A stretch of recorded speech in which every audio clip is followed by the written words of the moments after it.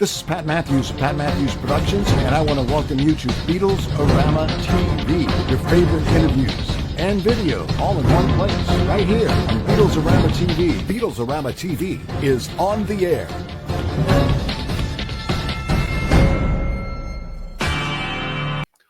Hi, everybody. I'm James D. Jones of the Magical Mystery Tour, the Beatle Years and Beyond for Beatles-A-Rama Radio and TV. And today I've got an extra special treat for you. It's true. It's Jim Berkenstadt, the rock and roll detective.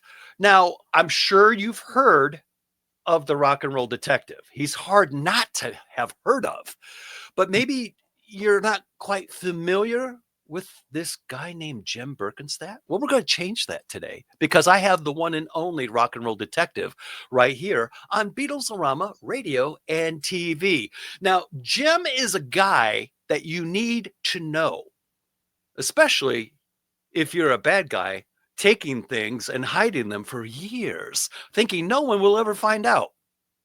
The rock and roll detective will. He's great on that. And Jim has been involved in so many projects. He's got such a passion for rock and roll and the stories that go with it, the characters and the stories, the research that he has dug up has really involved him in some big projects. And we'll talk about more of those projects later. But right now, what do you say we say hello to Jim Berkenstadt? How you doing, Jim? James, thank you very much for having me on your show. It's a real honor for me to be here. You know, I said good morning, but it's actually afternoon. It's just how we are, right? Good afternoon. Well, Jim, you know, you and I were talking before we got, recording, and you and I share a lot of common ground together with the years we've put into this business and the way we go about doing things. But with you, Jim, you've got such a great, interesting story. So interesting, and with results proven that you have been hired by so many different artists, film producers, research. I mean, you truly are the rock and roll detective. So let's begin at the beginning. Okay. A time before you decided I am going to be the rock and roll detective. So, Jim, who were you and what led you to the rock and roll detective status? Well, I think it started in 8th grade, James. I was at a little middle school in Northfield, Illinois, called Sunset Ridge. And at that time, in the fall of 1969, suddenly this story sprang up. Of course, I was already a Beatle fan for many years, but this story came up where Paul McCartney was suddenly thought to be dead. And when that happened, I thought, oh, I need to research this and look into this. So I started to read any articles I could find in the newspapers. It was starting to be mentioned on the radio in Chicago, disc jockeys, etc., and started looking at the clues on the albums, playing the White Album backwards. You know, back then you could take the rubber band off your turntable and turn it backwards. And so I was looking at all the clues. So I took them in to my 8th grade social studies class, because that was where there were a lot of buddies that were Beatle fans. And I started spreading all this stuff out before the class started, and I was showing them all these clues and things. And unbeknownst to me, the 8th grade teacher walked in and saw what I was doing, and he decided that that was pretty interesting stuff. And of course, it was a current event, and that's part of social studies, I guess, is they have current events. So he said, Jim, this is really fascinating, this Paul is dead conspiracy. And he said, so next Thursday, I'd like you to give a 1-hour presentation about the Paul is dead controversy. And so that was really probably the first time that I started to do research and dig into a Beatles story. And it was a lot of fun, and I enjoyed, talking in front of the class. And so I think from then on, I started to do a lot of research. I always was reading all the back covers of the albums and that sort of thing.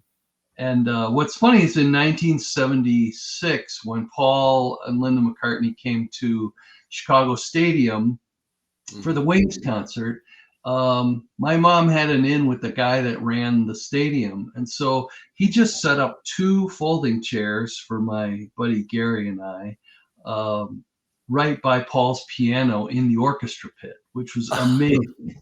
And so, and everyone else, is behind us. So what happened was, halfway through the show, Paul and Linda took a break and came down those back steps behind the piano, and he walked over to us, and I was like, oh my God, it's Paul McCartney and Linda. Yeah. And started chatting with me, and he sure looked a lot like Paul McCartney to me and sounded a lot like Paul McCartney to me.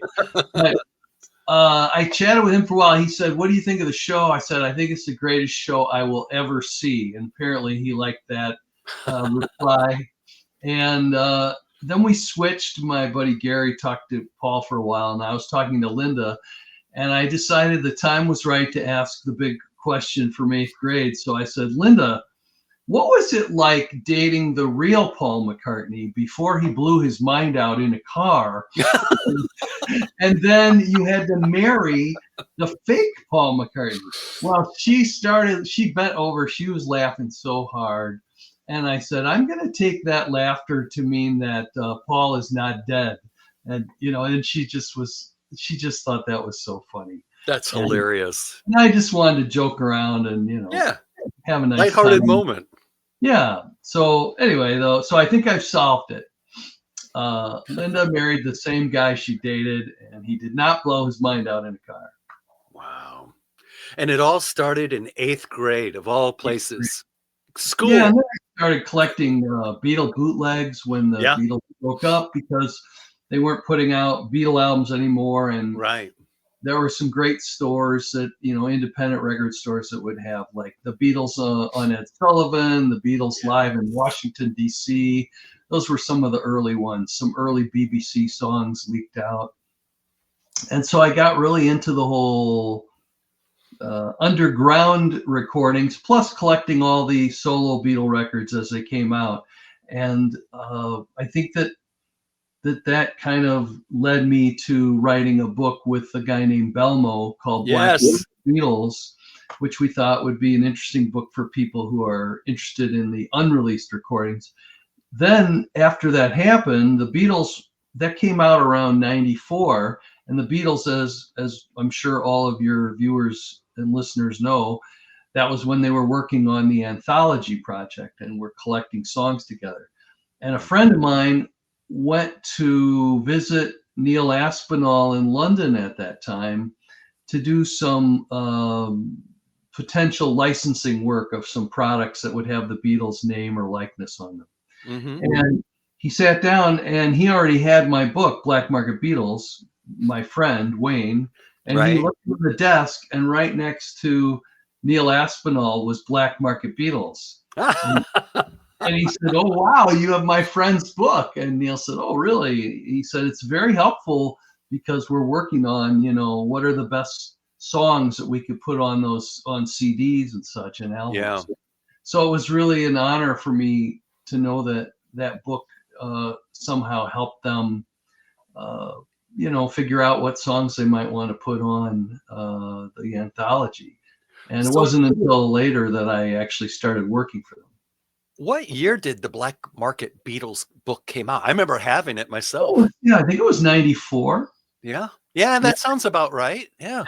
And it was with a publishing company, and it was amazing because here we put out this little paperback about Beatle bootlegs. Yeah. Next thing you know, we were on MTV, we were on CNN, and I'm like, wow, this is crazy. I'm flying to these different cities to do this stuff. And I thought, well, this is kind of fun, being able to, talk about something. I was a trial lawyer at the time, and that was all hard work.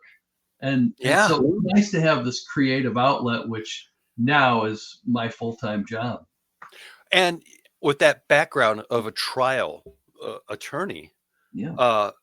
I imagine those skills probably help you with your research, would be my guess. 100%. You know, the the skills of researching documents, locating witnesses, and then I think I've taken probably 3,000 depositions of people who are supposedly under oath. And the thing that you learn from that is if you do all your homework ahead of time and then you Mhm. interview people and you know what the facts are, you Right? can tell quite easily whether they're telling the truth or exaggerating or lying. And all of those tools came in very handy because when I've written other rock music books and mystery books, interviewing is a big part of it. And, you Yeah. know, the first question I ask is, does anyone have sort of a financial interest in the outcome of what they're telling me? And if they don't, they're just, you know, I happen to be in the room when Charles Manson was talking to Dennis Wilson about a song. Well, this guy didn't have any financial interest in that, Right. so he's more likely to be telling me the truth of what actually took place factually, and then that helps me to solve the case of did the Beach Boys steal a song from Manson or did they legally Yeah. purchase the song from Manson? Follow the money. Follow the money, that's true. And another one is if you can't find someone, but you can find their girlfriend or wife, follow the mysterious woman. That's another one that can lead you to them. See? That was These what I are did. skills you learn through the years. Right, right. Nice. Now, you are the rock and roll detective, plain and simple, Mhm, and you have uncovered a lot of lost histories mhm. uh, behind the soundtrack of our lives. So, Jim, it's a title you've earned. Thank you. You have this ability to unearth forgotten stories and Mhm. solve mysteries embedded in music history. Just off the top of your head, Jim, what Yeah. is the most, let's say, satisfying, pleasing case that was solved by you? Well, there's a couple, but one is a short one, and that was where I was working on a heavy metal documentary, and I really did not grow up knowing anything about heavy metal. But the director said there's this clip of a guy named Sebastian Bach, Yeah. uh, you know, heavy metal guy, and he was Yep. a nobody at the time, but he jumped up on stage at a wedding and he sang a few songs, and there were entertainment people in the audience, and they ended up signing him to a record deal and putting him with his group and all that. Um, and so they said, in order to really do this documentary justice, you absolutely have to find this home video wedding clip. So I said, all right, well, who got married? We don't know. Where did they get married? They got married in New Jersey. I said, can we narrow that down? Do we know the name of the, you know, the place where the wedding reception was held? No, we don't know even what city it's in. Oh, Do we know gosh. the date of the wedding? No. We don't know who got married. No. I said, what do we know? They said, all we know is he jumped up on stage and there's a film clip that we have to have Oh, of him gosh. singing, or we can't do this documentary. So I said, all right, no pressure. So I scoured the internet there, and you know, every little heavy metal, you know, bootleg collector site, people all over the world. Mhm. People all said, we've heard of it, we just haven't seen it. Hmm. So after a week of trying to find this clip without really knowing what the details were, Right. I didn't give up, but I just kind of threw it up to the heavens and said, well, something will come along and give me a clue, or I'll think of something and I'll find it. So about a few days later, I got a phone call from a friend of mine who is Alex Orbison, and Alex is the youngest son of Roy Orbison. Yep. And he said, Jim, I just got off tour. He tours as a drummer with this. It's sort of like the Allman Brothers family revival band. So Okay. it's like sons of people who were in the Allman Brothers, Mhm. and it's a great band. So he just got off tour. He said, but while I was on tour, I was reading your book, Mysteries in the Music, Case Closed, and it was amazing. I really enjoyed it, blah, blah, blah. And so I said, well, I'm really glad you liked it. And he said, hey, I have a buddy going on tour now. He's going on his own tour, and I know that he would love to read it. Could you send me a copy and sign it for him? And I said, sure, I'd be happy to. And I said, what's his name? And he said, Sebastian Bach. And I said, I need his phone number and his email. And I explained to him why. And I contacted Sebastian Bach, said, there's a book on the way for you for your tour. He said, thanks.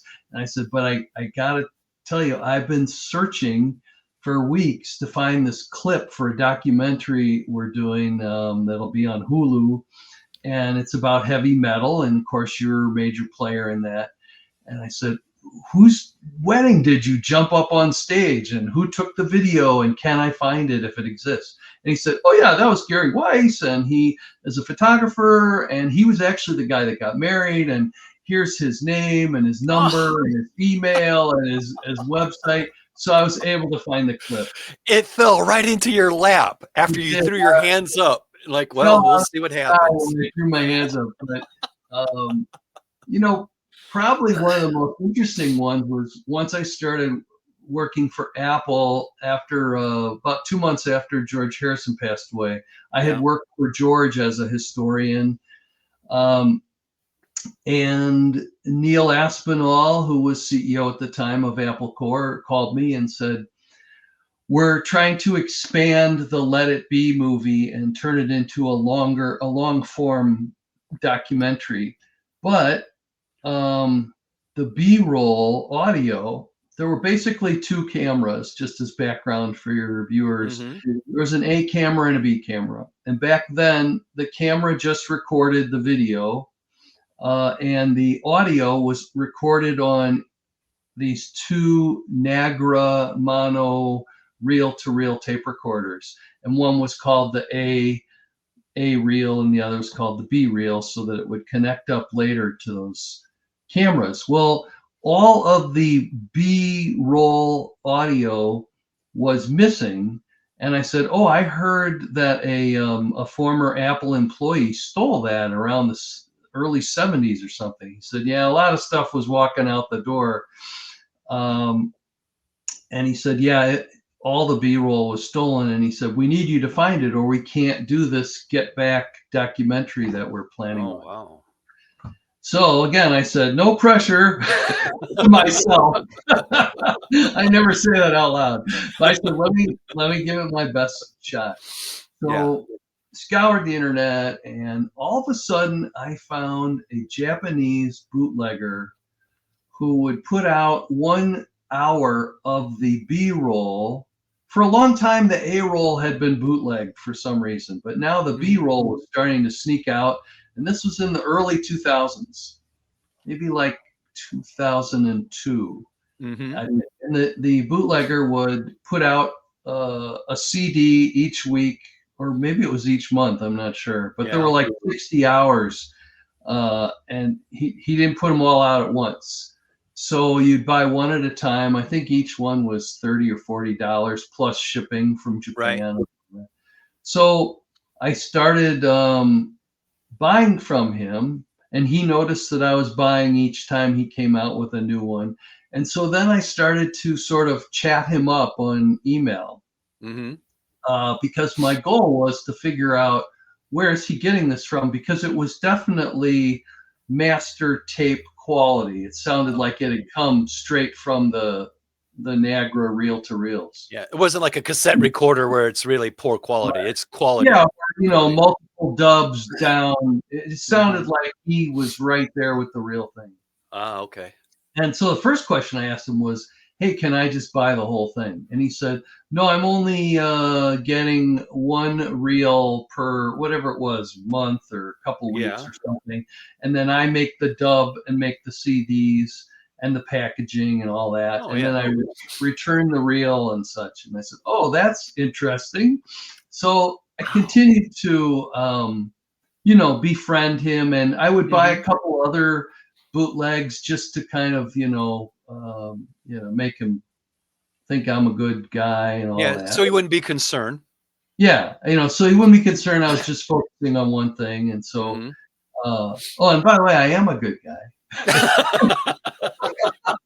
Anyway, so I, got towards the end, maybe we were in the 50-hour range. So there were about 10 hours left. And I said, this stuff's amazing. And it's so historical and wonderful. And, I'm really enjoying listening to all the chatter, the music, the jamming, the conversations, etc. So he said, yeah, out of the blue, he just said, yeah, there's this guy in, I want to say Luxembourg. I can't remember now where this guy lived, but Mhm. it was, or Brussels. Maybe it was Brussels. Anyway, not far from Holland, as I recall. Okay.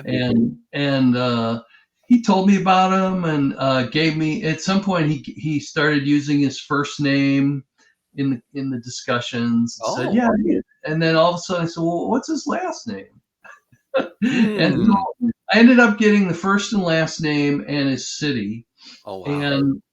And then I didn't want anything to stop the progress, so I kept getting the rest till we had the whole complete set, which I, of course, each time I got one, I would send it to Neil in London. And finally, once I got them all, I said, all right, here's the information that I found about this guy. Maybe there's some other things he stole, and also Yeah. maybe you can actually get the reels back and get them into your archives.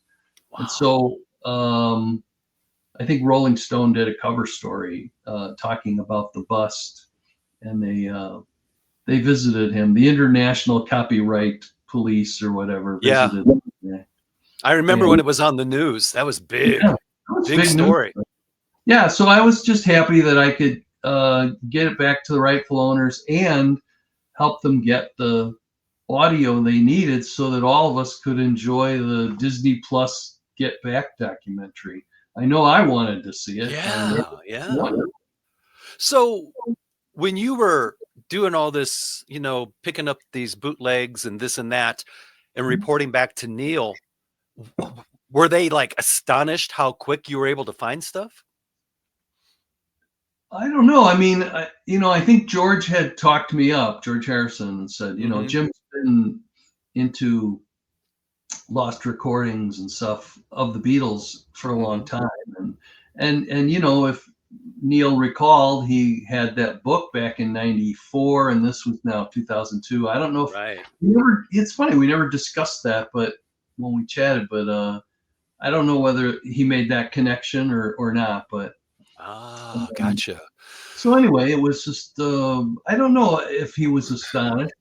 I think he was just pleased that I was able to do the job that he asked me to do. And then at that time, Peter Jackson was not yet involved Okay. in the documentary. I think they just had not selected someone yet, but they knew that when they did, that person would want to, see Have- all of the outtakes, see all Yeah, the have film, access. and connect it all together so they'd have the audio and the videos. Because I mean, you need a starting point to begin to edit it. Mhm. Because obviously, for those who've seen it, it's not a 60-hour documentary. No, gosh, no. Edited But down. when it came to light and was on the news and the reels were actually confiscated and given back to Apple, Jim, just out of curiosity, did they find anything else? As I recall, they found some gold record awards that had walked out the door, presented to the Beatles, and I believe also some contracts that were signed by various Beatles, because they were the board of directors, and so Right. they would enter into contracts as they were a record label, they were into fashion, they were into I don't know, a whole slew of different projects, film work. So the value to the contracts was not necessarily what the contracts say, because Right. that's kind of boring. It's the value is in knowing that you have some autographs there of the Beatles while they were at Apple, while they Yeah. were Beatles, and even once they were solo artists. Yeah. Moment in time.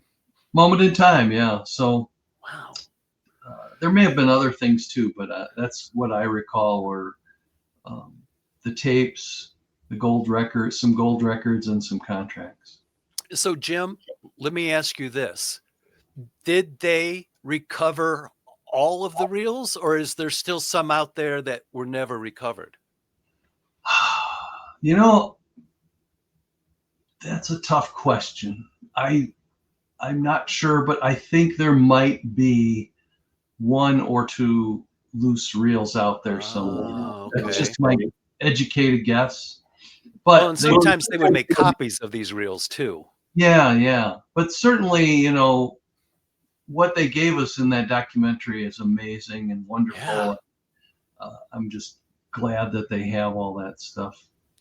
Well, compliments of your research, I mean, Well, because in those tapes I is would where say you heard that. from Peter Jackson. Well, that's true too. But what's cool is the fact that the B-rolls were discovered, because had you not done what you had done, they probably would still be in someone's possession to this day. That's quite possible, and we might not have seen the documentary. Exactly. And Yeah.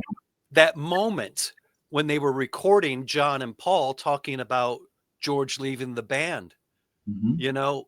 it was like a moment they didn't know they were being recorded. And The flower pot scene. yes, the flower pot scene, exactly. But it's there you really get to see how human they were when they were Yeah. just having short talk about them, within their own circle. So Mhm. that was an amazing moment to actually be caught on film. And Yeah, it's really what a fun. great time that was. Now, Yeah. Jim, your company, Rock and Roll Detective, has been investigating the music industry's hidden corners since 1991. Mhm. Now, with that being said, what sets your work apart from standard music journalism or traditional Mm. research? Well, I think standard journalism basically keeps up on what's going on today. Hmm. My research, what I try to do in many cases is try to find a mystery or a conspiracy or some sort of interesting event that hasn't been fully flushed out, hasn't been fully Ah, explained. Um, and I do tend to enjoy the mysteries part of it. So mhm. one of my books is called The Beatle Who Vanished. It's Yes. about Jimmy Nicol, a drummer who spent 2 weeks with the Beatles in 1964 on tour when Ringo was sick. Yeah. And I often wondered, well, number one, what was his backstory? What did he do to be in a position to be picked by them to substitute for Ringo? Yeah. And one of the things the Beatles didn't know when they chose him was that he already knew all of Ringo's drum parts to the songs they were playing in their live stage set list. Hmm. Now, talk about the stars aligning for the Beatles. They didn't really have to do much rehearsing with Jimmy Nicol once they chose him, Right. because he knew those parts because he had worked at Pi Records doing cover versions of Beatles songs. At the Yeah. time, the label was called Top Six, Mm. and they made EPs, Yeah. extended play, but they were the 7-inch size. So there were 3 songs on each Oh, side. yeah. And they would do what they thought would be next week's top 6 in the charts in England. Oh, okay. And so obviously a lot of those songs were Beatles songs. Right. So Jimmy Nicol was the drummer for this top 6 cover band. And so he learned all of Ringo's parts. And this was only 6 months before they tapped him to come in. So those are one of those little crazy things you fall into when you're researching. I had just heard about this guy who was sort of producing those sessions, and I was able to locate him and interview him, and that's how I found that out. And that was one of those things that just wasn't known in the world at the time, that he didn't have to rehearse, and the Beatles picked the right guy at the right time, because imagine all the pressure there is already for a guy to come in, have his clothes torn apart, everyone's screaming. He's got to go in front of cameras and do press conferences. So to be able to know that he knew the songs, that I'm sure gave Jimmy Nicol some confidence. Well, and imagine, it's like, it's almost like a movie where you were practicing the cover versions, and then you get tapped to sit on that spot. Right. Which had to be weird for him, because I know Ringo was really put out that they got a replacement drummer. They couldn't wait, but it was all business. He felt insecure and bad. And I think too that, if you think about it, only 2 years before, the Beatles had fired Pete Best and brought in Ringo Starr. Now, 2 years later, Ringo's in the hospital. They go off on not just a tour, but their first ever world tour. Yeah. How many rock bands had gone on a world tour at that time? That was a huge effort. Was huge. And it was business. I mean, I understand that Brian Epstein probably said, look, we can't put this off. We can't delay it. We can't postpone it. We got to go now. And that's probably why the decision was made. Let's get this Jimmy Nicol guy in there. But unfortunately, there were no out clauses in the legal contracts. They would have had to, pay back all this money. Right. There was no insurance in case someone gets sick. Like nowadays, people drop out all the time and they cancel and say, we'll be back next year. Yep. So, I mean, it was business as usual. Jimmy Nicol sat in. I always felt like he didn't quite click, because you're so used to seeing Ringo in that spot, right? Yeah. But what was heartbreaking was he did such a great job for such big audiences, and then Ringo comes back, and then Jimmy Nicol just disappears into thin air.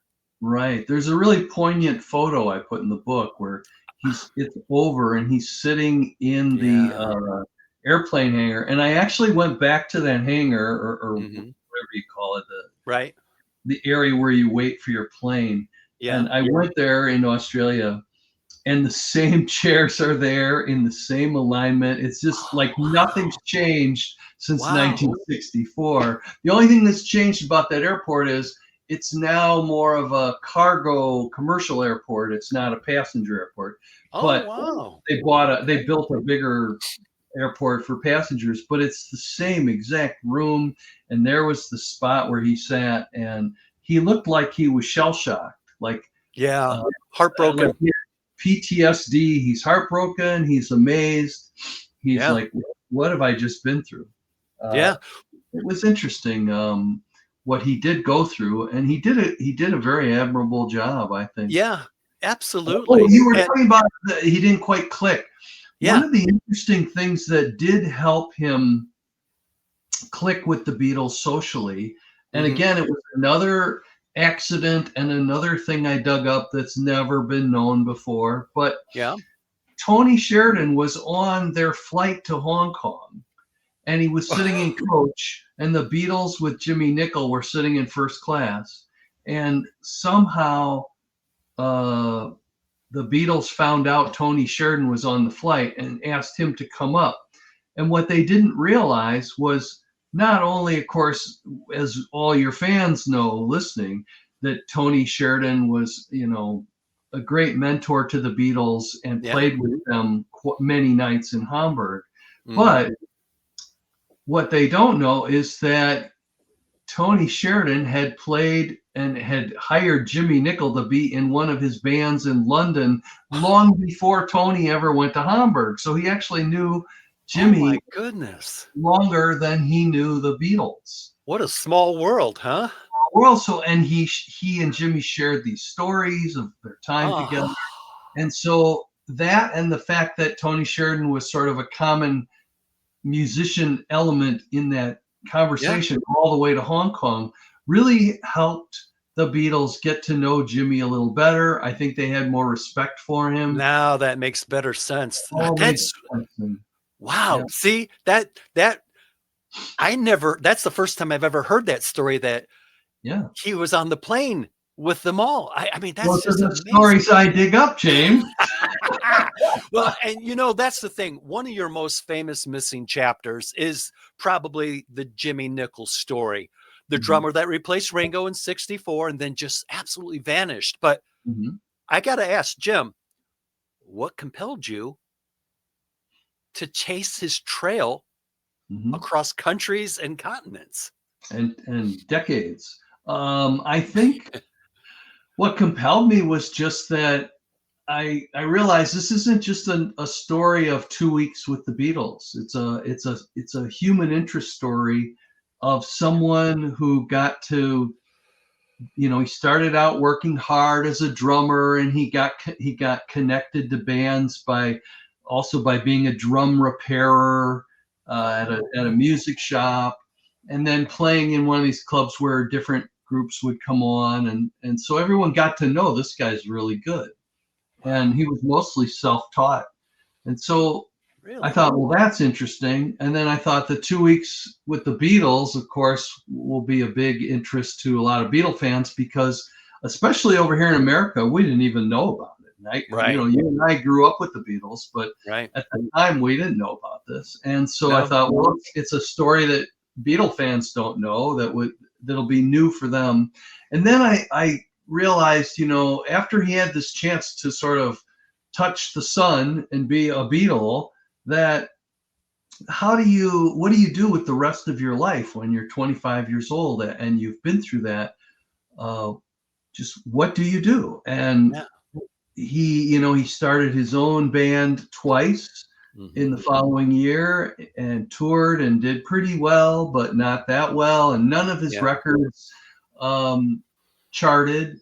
And I think the real reason is, he wasn't a singer. He was a drummer in the He's a back. drummer, right? And the guy that was the vocalist wasn't very interesting to people at the time. Plus, Yeah. Jimmy was sort of into something that would become popular later in the 60s, and that is a fusion of rock and jazz. Oh, And yeah. he was Okay. starting to do that sort of music, which still was too premature for 1965. Oh, yeah. Way ahead of its time.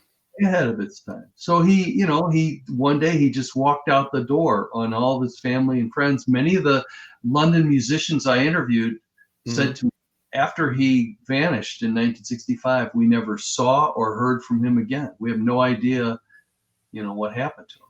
And He so just vanished. I just kept following the trail. And each time, in 65, he went to Gothenburg, Sweden, and became an official member of a instrumental rock band called the Spotniks, who were like the Ventures in America. Oh, okay. Okay. And the Spotniks toured the world, and he recorded a bunch of albums with them and had a great time for 2 years. And then I think he just kind of got bored. And I asked the guy that was his roommate, his name was Peter Winsness. He was a keyboard player. So, well, where did Jimmy go after that? Because I need to, keep going with this book. He said, we don't know. We know that he liked Brazilian women. He thought they were especially cute, and he liked bossa nova music. So we think he moved to Brazil. Well, that was a false lead, but it took me about a year to then get back on the trail again. But to me, it was just an interesting life story of how someone. Let me actually read the quote. Butch Vig, who produced Nirvana, Smashing Pumpkins, Foo Fighters. Yeah. He wrote a really nice blurb about the book, The Beatle Who Vanished. He said, this is a fascinating and mysterious must-read for hardcore Beatle fans and anyone who wants to understand the meteoric rise to pop stardom and the subsequent crash landing. Oh, that is a real good perspective to put it in. Yeah, you Yeah. really summed it up. And He was on so, top of the world yeah, and then a and you're ghost. not. Yeah. So how do you Now- deal with it? So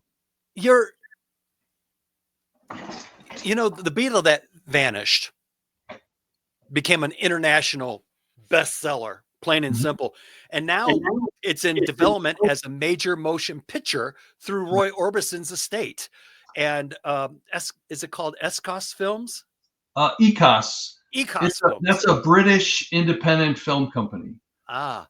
Now, And the Orbisons are involved. Yeah. But the actual producers will be the movie company. But actually, Alex Orbison kind of discovered it, the book, and then he's part of the whole deal as an executive producer. So I know you've had this happen before, like with Disney Plus's Get Back.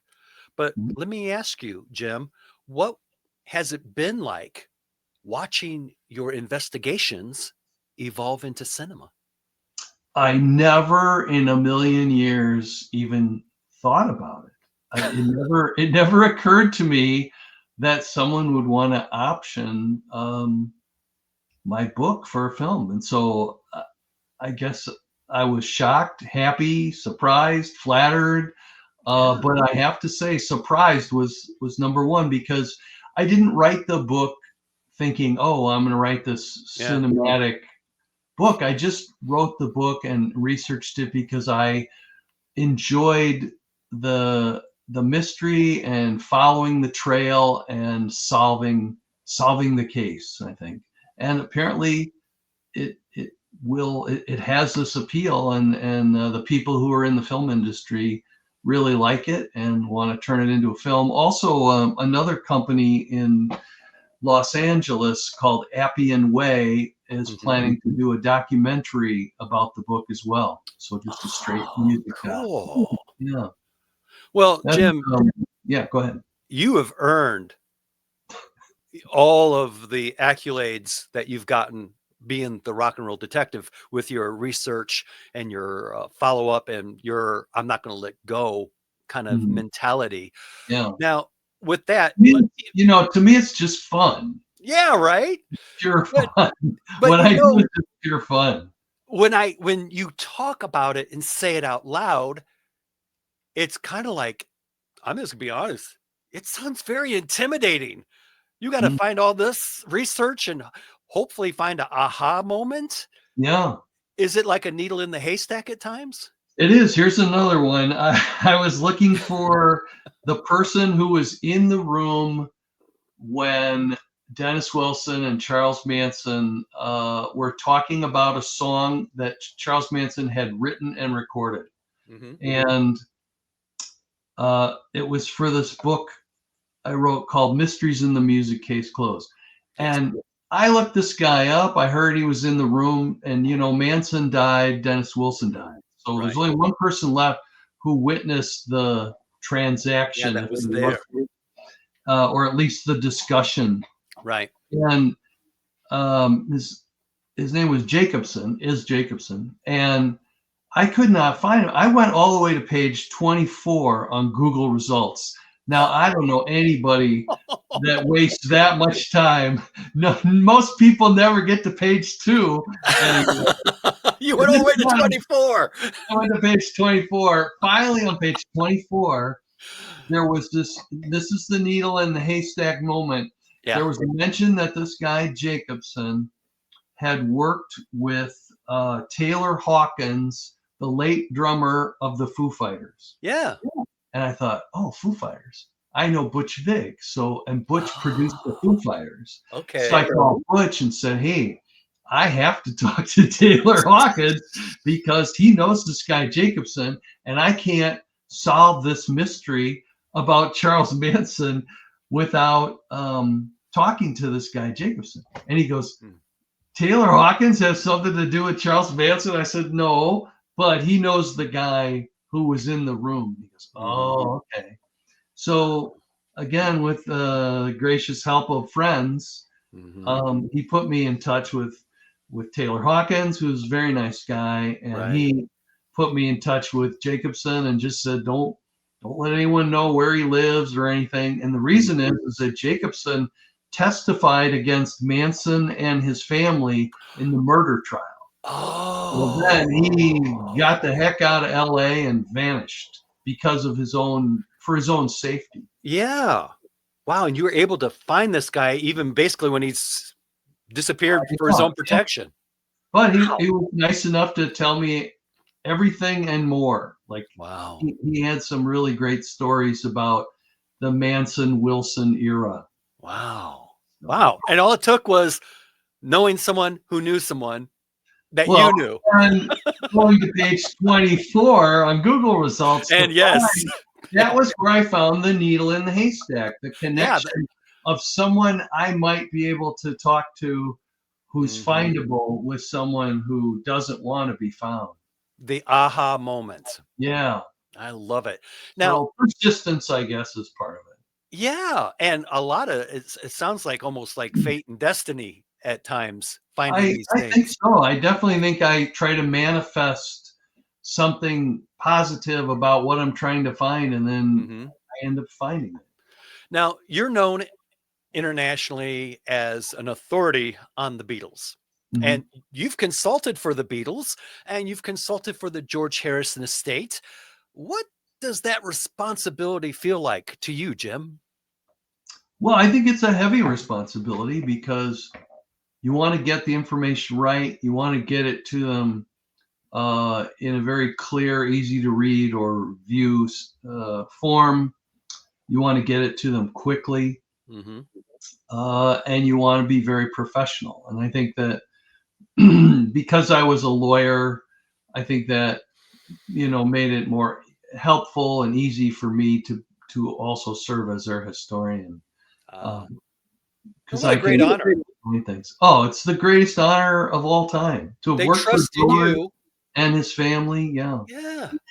Now, we were talking earlier before we started recording. Tell the listeners about the story with George, Paul, Oh, and Ringo. yeah. All right. So, I believe this was George's last meeting at Apple, and it was with Paul and Ringo and Yoko and Neil Aspinall, and they were starting to talk about this idea of turning Let It Be into a larger form documentary. Hmm. And they knew that one of the problems with doing that was that they had lost someone had stolen the B-roll audio for that film. So George said, well, what I should just say, I've heard the recording. I don't have the recording, but I heard the recording of just a snippet Hmm. of the meeting where George says, I I know this guy named Jim Berkenstadt in Madison, and he knows a lot about all these unreleased recordings. I think, Neil, you ought to reach out to him. And Ringo said, George, where's Madison? And Paul McCartney said, Ringo, it doesn't matter where Madison is. George has Jim's telephone number. So anyway, something like that, and Yeah. then after the meeting, maybe 2 months later, George had Hmm. passed away, sadly, Right. and then Neil Aspinall contacted me about searching for those tapes, which we talked about earlier. God, can you imagine the three So Beatles saying your name and talking about you? What a uh, thrill that must have been, Jim. a huge thrill. I think Yeah. that's why the person who will go unnamed let me hear the tape over the telephone. Oh, how nice is that? Now, Yeah. this your latest book, Mysteries in Music, Case Closed, Mhm. has won like what is it, 6 awards and spent 20 months on Amazon's bestseller list. Why do you think audiences Mm. are so drawn to the myths and the conspiracies? Well, I think that number one, if you look on TV, a lot of these shows are like unsolved mysteries. And to Yes. me, I've watched those. They're very unsatisfying. Yeah, they leave you. It's What? like, That's it? okay, well, I already heard about this, and you showed me a few photos with your documentary, but you didn't solve it. And Right. so I thought, well, what if I could find some big stories in rock history that have Mhm. never quite been solved? And Mhm. so, and then actually dig into them and talk to people if they're still alive, Right. or look for their interview clips when they were alive, look at the documents, listen to the recordings, all these things to try to solve them. And so one example was, did did Bob Dylan, the Beatles, and the Rolling Stones form a group called the Masked Marauders? And this originally came out as a review in Rolling Stone. And at the time it came out, you have to kind of put yourself back at that time period. Mhm. That was the Bible of rock and roll. It What was. they said was true, because they actually had music journalists going around, hanging out with the bands, going on tour with the bands, Right. interviewing sit downs with the bands. So when it came out, suddenly record executives were calling into Rolling Stone saying, "Where's this album? That you're taught that you reviewed?" Yeah. And Alan Klein, who was with the Beatles at that time, called in and said, "Where's this album?" Um, and fans who wanted to hear the album started calling the record store saying, "When is this coming out?" Oh, wow. And Oh, then, gosh. you know, it turned out that this didn't happen, that it was a hoax. Oh, But gosh. I wanted to know, where did this story come from? Yeah. Was it just made up in the Where's its mind? origin? Yeah, but the origin is that it started out as a true story, which I don't Really? want to go into too much detail, but Yeah. one of Get the those book. three artists, get the book, Mysteries of the Music, case closed. One of those three artists, Dylan, the Stones, or the Beatles, Mhm.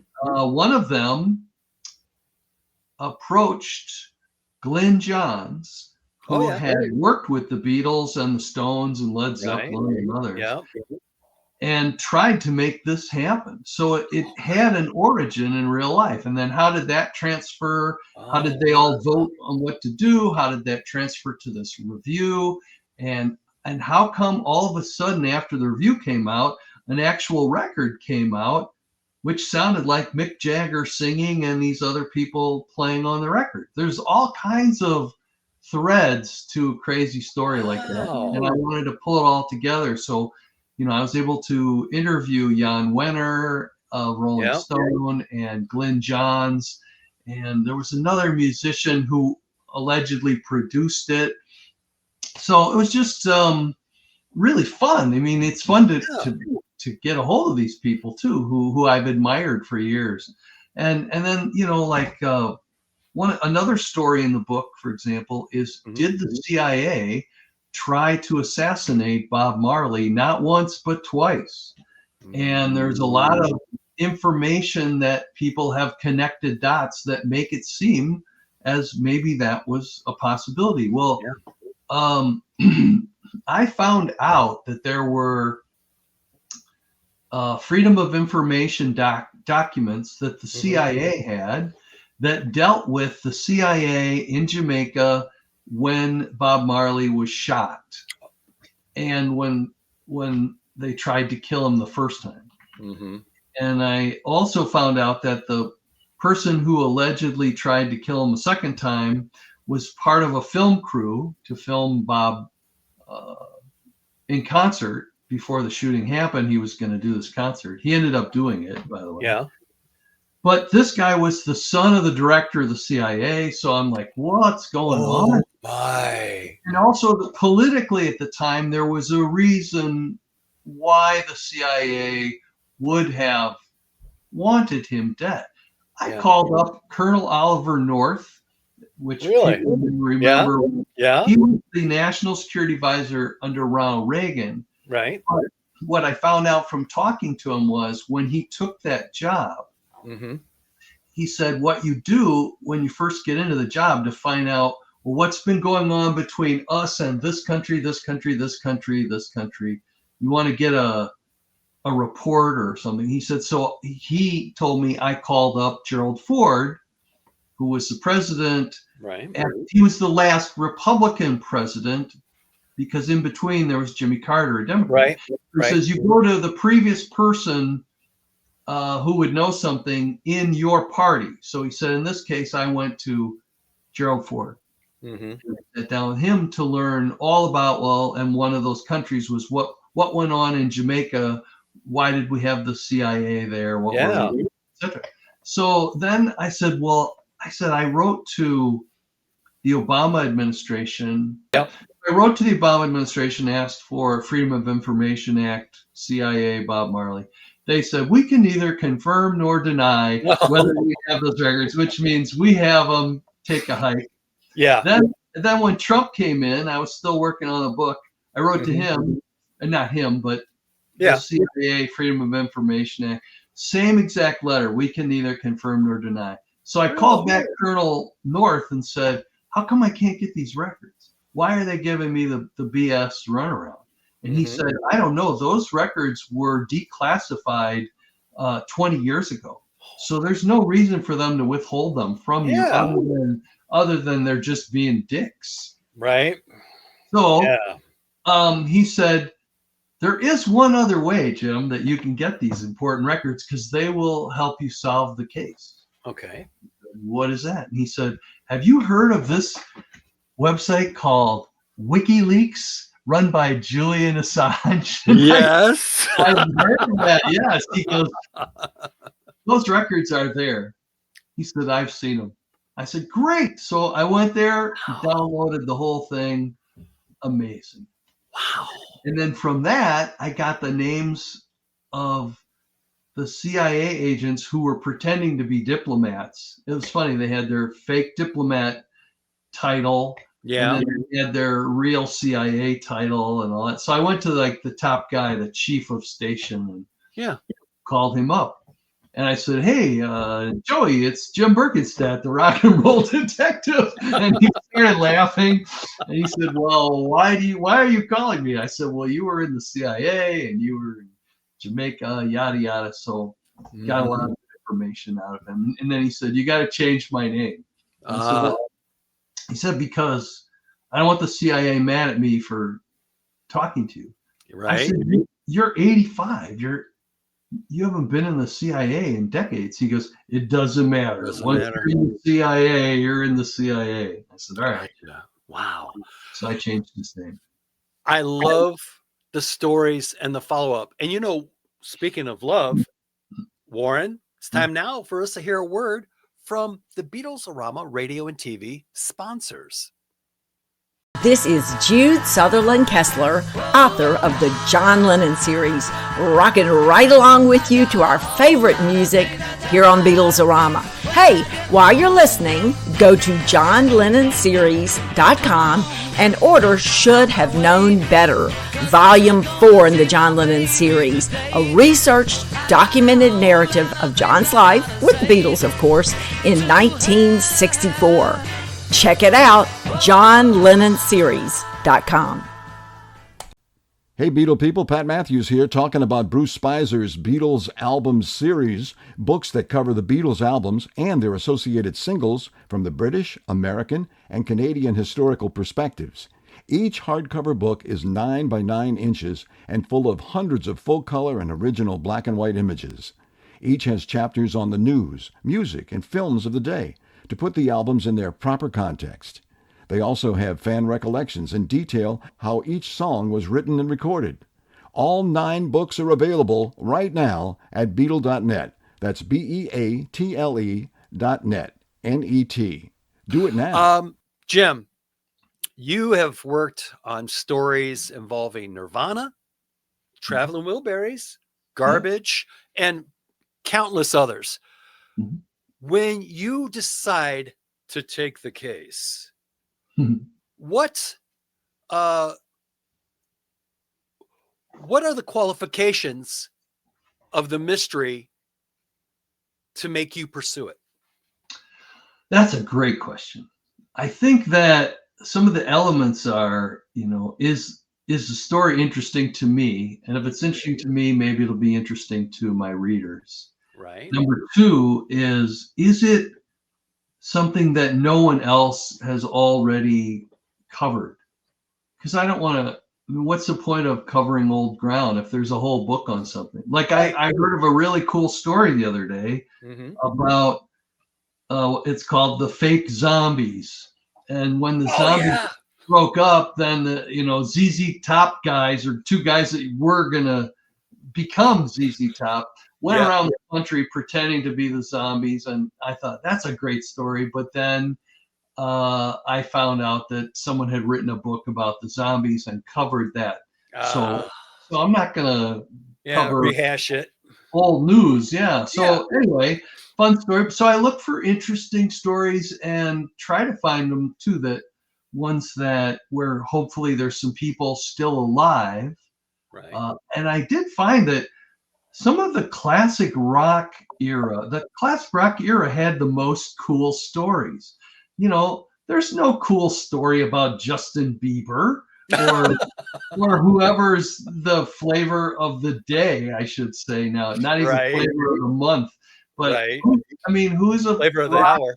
who's a rock person now in 2025 that has some kind of conspiracy story or interesting story? They just there really aren't that I can find. And so I have to go back in time. That's another factor. And then I have to hope that there's enough information that it can be solved. Enough like people being alive or documents or something. Right. But mainly it's like if it's something that's been like a lot of the Mysteries in the Music Case Closed, Mm-hmm. I felt that there were, from looking online, there were a lot of people that had written blogs and things, and I'm like, well, you didn't solve it, and you didn't source it. You just said, oh, this is why it happened because I took some drugs and I put 2 and 4 together and got -3. So, I look around and see what's out there that might be interesting and see if I can find enough information to write about it. Now, with the one book that you've written about Jimmy Nicol, that's going to be turned into a film.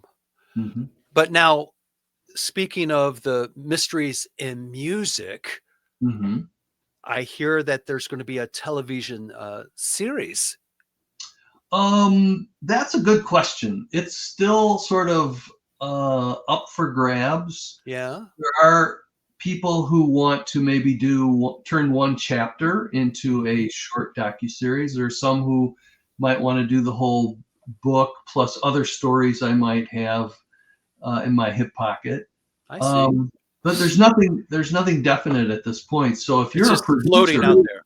Yeah, if you're a producer listening out there, I'm available to talk about a deal. Now, you see, this is part of my research, Jim. And when I caught wind of it, I'm like, ooh, that would be cool. Because we watch all the mystery movies about, this happened and how cool would it be to have cases that we can relate to our favorite bands? I know that would be fun. I think that would be very clever. So if you're listening out there, Mr. Producer, investor, call Jim Berkenstadt right now. Okay.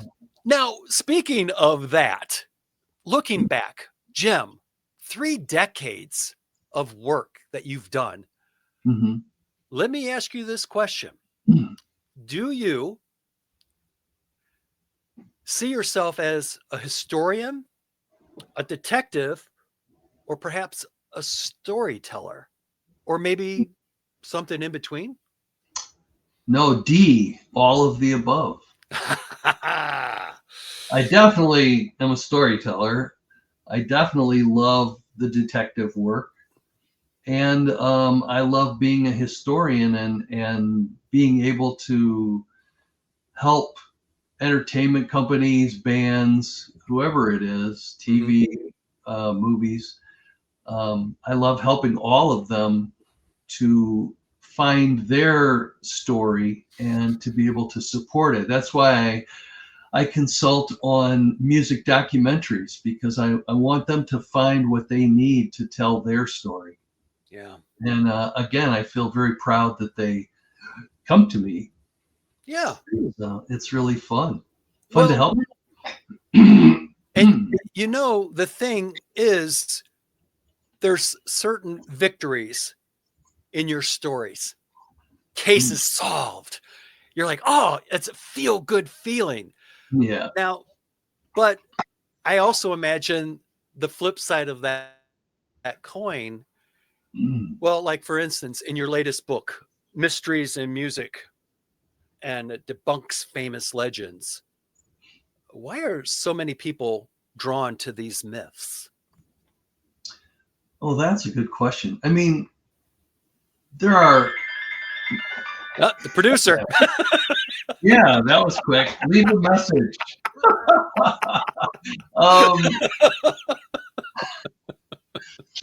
Why don't you silence your phone before doing an interview? I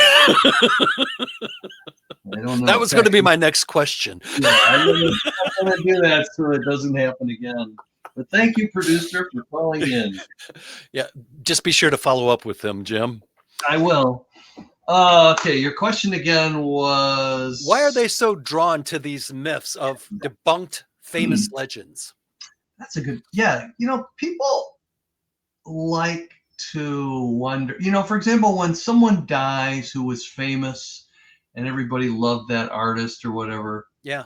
Sometimes people can't just accept the fact that they died or they committed suicide. Like the case of Kurt Cobain. Right. All the evidence shows that he committed suicide. But then some guy comes along and... A lot of conspiracies. Conspiracy, his wife was trying to get rid of him, or this was not working out, and they had to position the gun in a certain way, and there's no way he could have killed himself. Right. Yeah, there is, if you know how guns work. But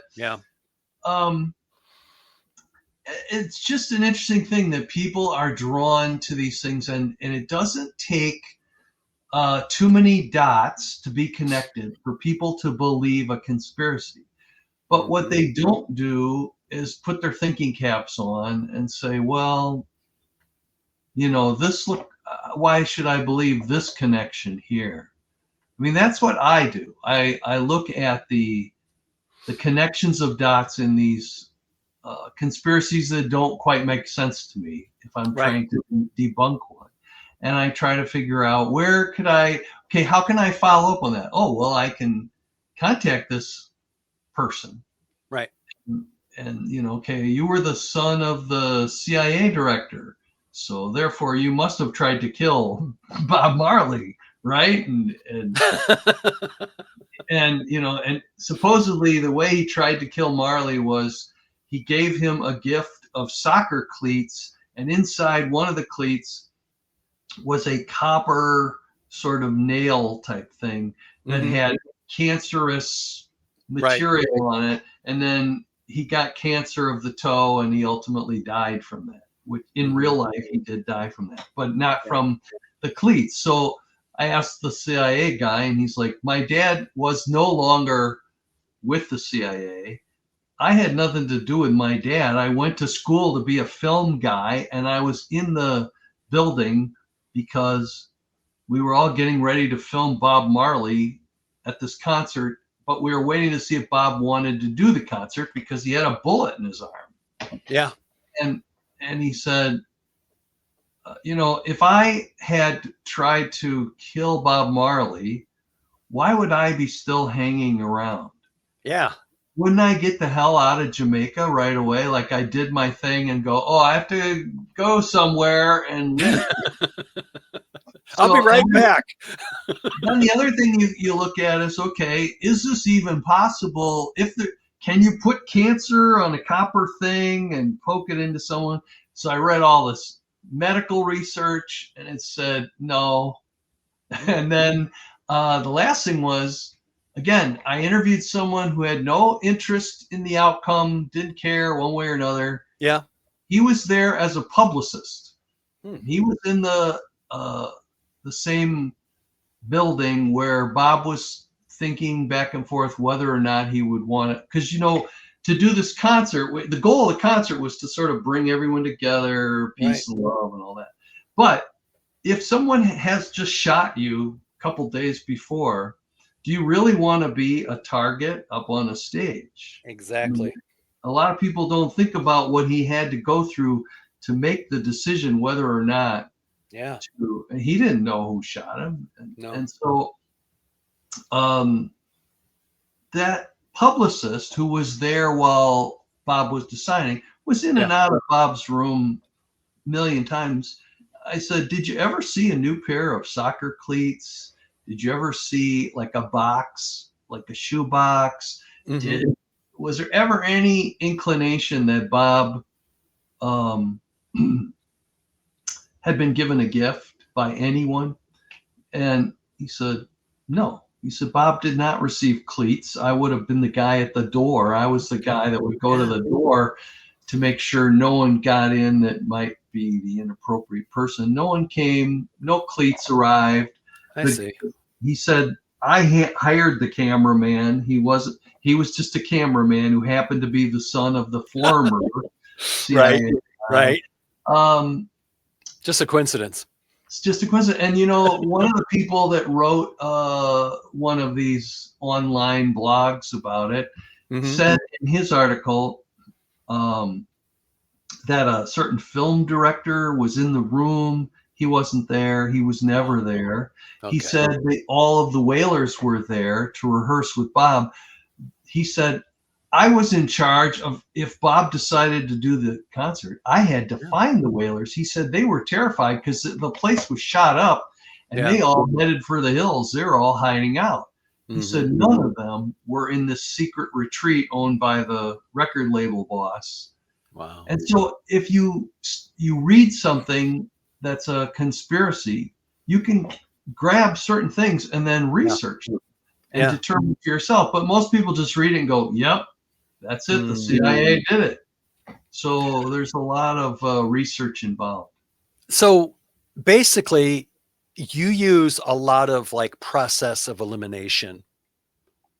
That, first of all, before we go any further, let's really do the process of elimination and see if we can eliminate this story or not. Yeah, I guess that's true. I never thought of it. Yeah. And you have a methodical way of going, okay, let's ask this. Let's ask that. Did they have a shoebox? Did they have this? And when you get to talk to that source going, I was the only one that let anyone in. There was no box. You've already eliminated a lot of the story and a lot of the conspiracies. That's good stuff. Well, another thing that's interesting is if someone is doing a conspiracy story, they often embellish. Right. When people are not telling the truth or are, maybe they honestly believe their conspiracy, but they add things to it. So when this guy wrote about this conspiracy theory, he said all the Wailers were at the house. Yeah. Well, number one, he wasn't there. So how can he tell us what happened at the house? Number two, I find out the Wailers aren't there. So if he's embellishing about that, the likelihood is his whole story crumbles. Yeah. That was very similar to cross-examining witnesses on the witness stand as a trial lawyer. Yeah. You basically kick their legs out from underneath them. Exactly. And the whole story falls. One leg and the whole story falls. Yeah. Now, Jim, let me ask you this. For those future rock and roll detectives in training who cannot use that name. Trademark.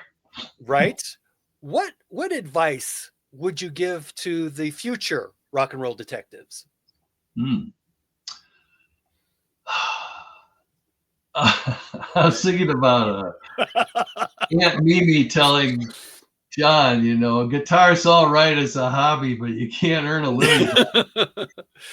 Well, you just can't one day go, I'm a rock and roll detective. There's a lot of work involved. Right. I mean, the fact that I had gone to law school and that I had already been studying a lot of this history growing up as a kid, all those things just sort of happened to fall into place.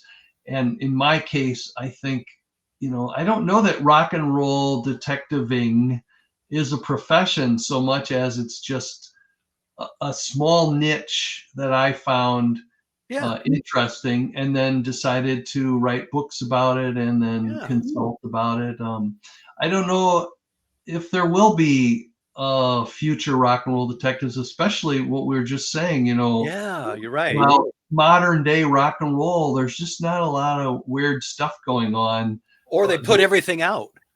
Yeah. There's nothing to hide. Yeah. There's just nothing.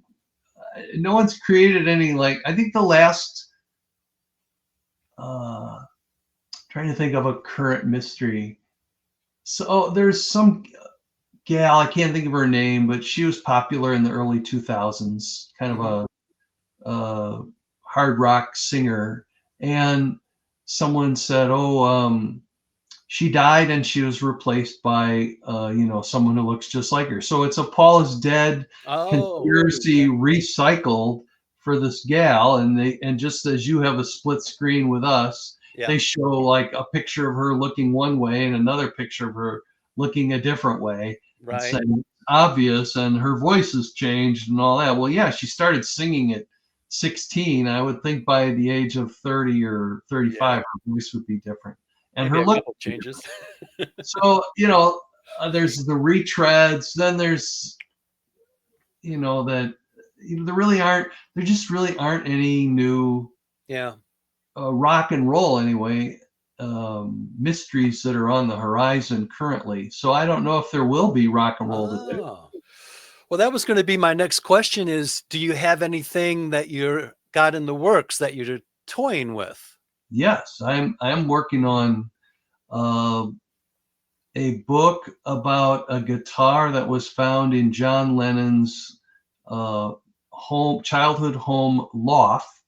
And the guitar it's an electric guitar, solid wood, made in England. It was a British made, which was rare in the 50s. Right. There were only about 3 guitar makers in England at the time making electric guitars, but it's a 1950s electric guitar that was found in his loft and was, all dusty and dirty. And it wasn't found until 1996. Wow. And the question is, obviously, did this guitar belong to John? If so, why did he hide it in the loft, etc.? And in fact, Yoko and Sean Lennon gave me permission a year ago to go to Liverpool, go to Mendips, which is the name of the home, and go up and investigate around the loft, which is extremely dangerous. Don't try this at home. Unlike America, where you go up into an attic and there's a floor, this is just like little beams, and in between the beams, there's about 12 inches of just the ceiling below. Yeah, and drywall. If you fall off the beam, you're going to fall down through the ceiling into the bedroom, into Aunt Mimi's bedroom. So I had to be very careful, needless to say. And so I'm talking to people who at the time knew John Lennon in art school, that sort of thing. What guitars was he using? And there's also one theory, there's a couple theories. One is that his mom might have given it to him before she died. Another one is that he is known to have stolen a guitar when the Beatles were called Johnny and the Moondogs, and it was just John, Paul, and George, and they went to an audition for a contest in Manchester, England, and John did not have a guitar on that particular day, and for whatever reason, which will be revealed later. Right. And get the book. Get the book when it comes out, and he put his arms around Paul and George, and he just sang. Yeah, I And they- remember that. I remember that. guitar. So on the way out the door, he grabbed a guitar, and Paul and George saw it, but darn it, I didn't ask George while he was still alive because I didn't know about this mystery. Right. And Paul is very hard to get a hold of, but Of course. still solve this mystery without Paul. But I can't tell you how. Okay. We're going to have to wait and read the book. I love it. Well, The mystery is afoot. I think it's going to be called something like John Lennon's Mendip's Mystery Guitar or something like that. Ooh, yes. But Well- we'll talk about that when I put it out. We'll do another interview for that one, Yeah. but we can reference it through this interview, you see. Yeah. Now, So that's the next one I'm working on. Jim, is there any film projects or TV things that are in talks? I am co-producing a documentary about the making of Nirvana's Nevermind album, Ooh, okay. and that's in the early stages. Okay. And I'm hopeful we'll be selecting a director very soon. I just finished a documentary as a consultant, and the documentary is called If These Walls Could Rock. And it's very cool. It's about a hotel that's sort of tucked away off the Sunset Strip in Los Angeles, and it's called the Sunset Marquis Hotel, where literally hundreds of rock stars have stayed. And in some cases, they have a section where you can stay long term versus Right. like a few nights. Yeah. And so during those times, a lot of these rock stars would meet around the pool, and then they would collaborate on music and things with people they never would have even ever bumped into. Right. And so there's a lot of stories about musical collaboration. There's obviously sex, drugs, and rock and roll stories. Recording, making music videos there, jumping off the roof into the pool, and a lot of crazy stuff. But what's interesting, one of the stories is that one night Jeff Beck, the guitarist, plugged into this huge amp he had in his room, and at 3 a.m. he was rocking out. And so the manager came and said, this is too noisy for our guests. How about we move your amp down to the basement and you can play as loud as you want. No one will hear it because there's like cement. Yeah. And all. Yeah. So they did that. And then this gave the manager the idea to start a recording studio in the basement. And I was just there. It's just fascinating. There's an ongoing recording studio down there that both the guests use, and it's also a commercial studio. And so there's just a lot of really cool stories in that just finished, and it's now going through the process of film festivals, and then hopefully a producer will pick it up and end up on Netflix or somewhere like that. Well, that is extremely cool. Jim, you've got such a great, fascinating story. And obviously, through the decades, you have earned every accolade being the rock and roll detective. And my last question to you is this, Jim. I think I already know the answer, but I want to hear it from you. Okay. What keeps you chasing these mysteries? I think it's just a passion for rock and roll. I love the music that we grew up with, you and I.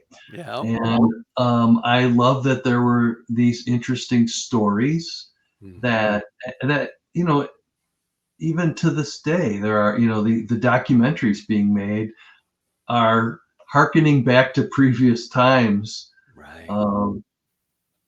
Yeah.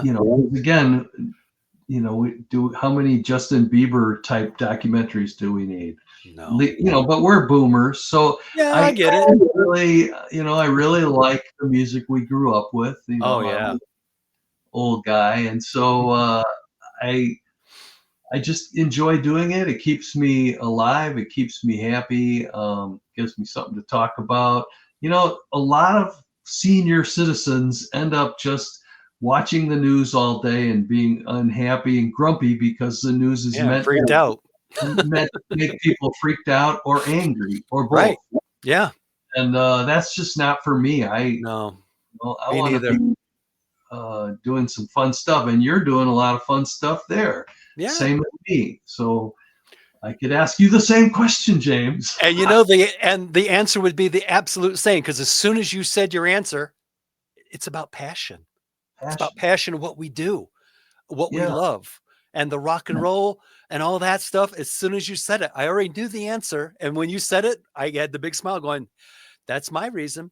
You figure, the other thing is the opportunity for me anyway to meet many of my rock star heroes. right. And I have to say I've met so many very nice people. They're not just a rock hero to me. They're Right. just nice, plain old folks, Yeah. nice people.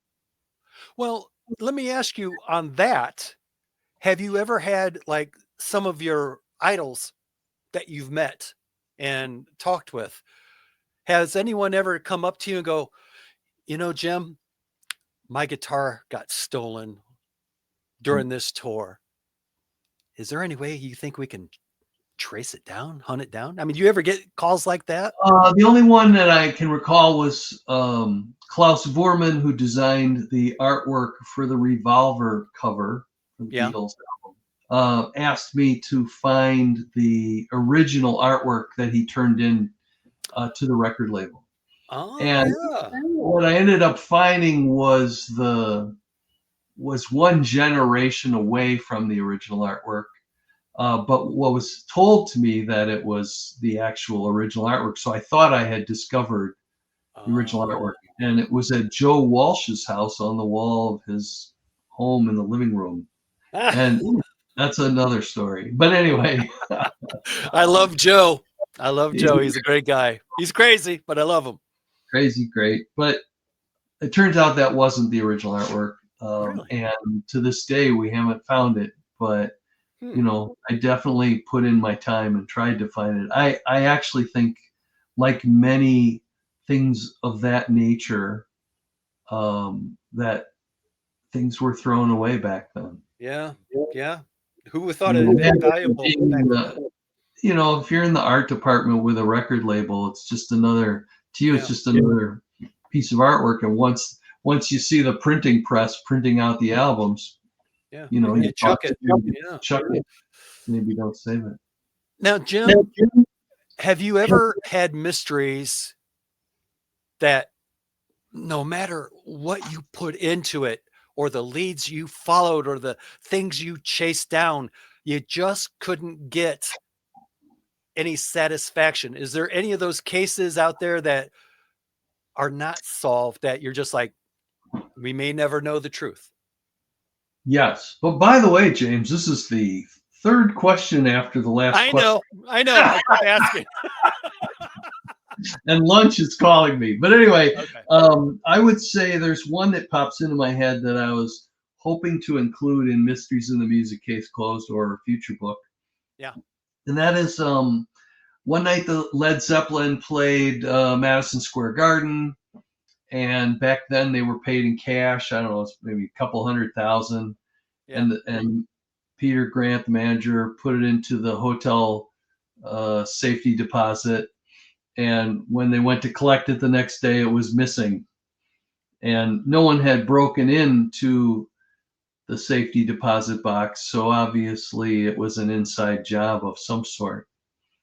But I if it had happened yesterday and I could reach out to the police and interview the people and say, well, did you try this? Did you try that? Right. I don't think the police really cared at the time. They probably had more interesting or more important things to do than worry about a rock band that they probably didn't like because they had long hair, losing $200,000. Right. But, and I would have wanted to go over and interview the entire hotel staff, right? All the way down to the guy in the broom closet. Mm-hmm. Anyone who might have had access to those keys. And I would have interviewed the band and Peter Grant, because I don't know why he would lie about something like that. Right.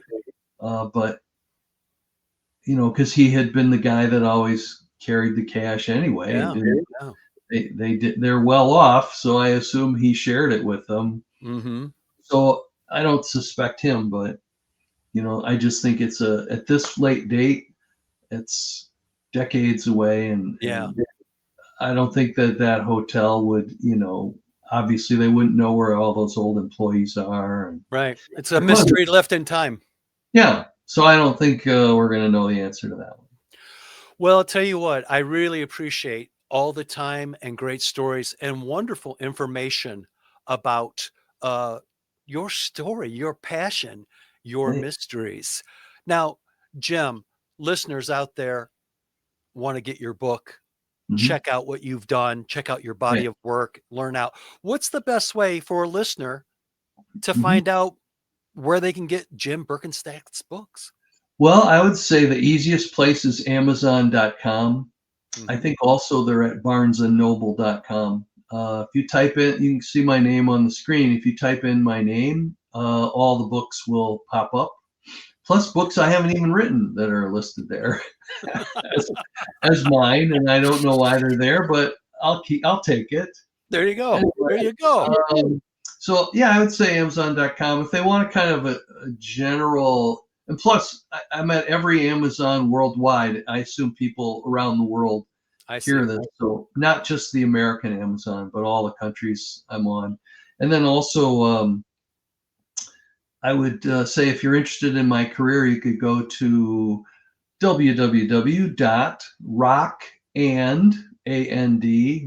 www.rockandrolldetective.com. There you go. The rockandrolldetective.com.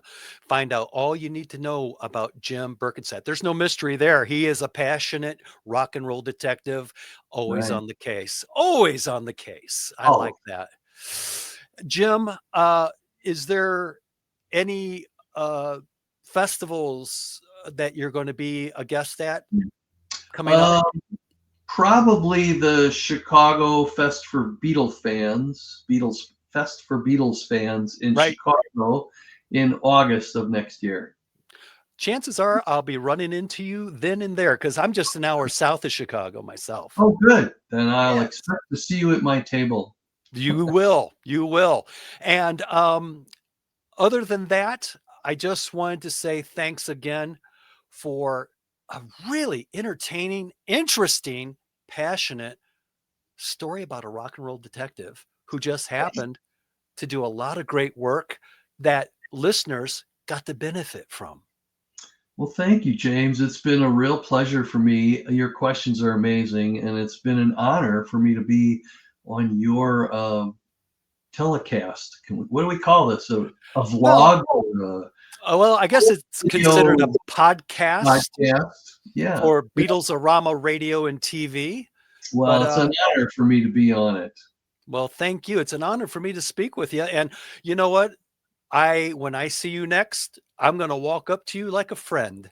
That's So right. And I'm going to know who you are. there you go. There will be no mystery about it. No mystery whatsoever. Well, and I will say this, you don't realize it. You're oblivious. But the whole entire time we were talking, Yes. your dog has been so extra cute. Oh, And thanks. in fact, what was your dog's name? Our dog's name is Chella. Chella. Chella, you're a good girl. Oh, There she's you looking go. too. Yeah. Chella, good. we love you. Thanks for being a part of the podcast. You're fantastic. Back Beautiful to that. dog. Thank you. She's been on several video. Well, I'll tell you what, Jim. For Beatles-A-Rama Radio and TV, I am James D. Jones of the Magical Mystery Tour, Beatle Years and Beyond, and you've been listening to the rock and roll detective, Jim Berkenstadt. And Jim, thanks once again.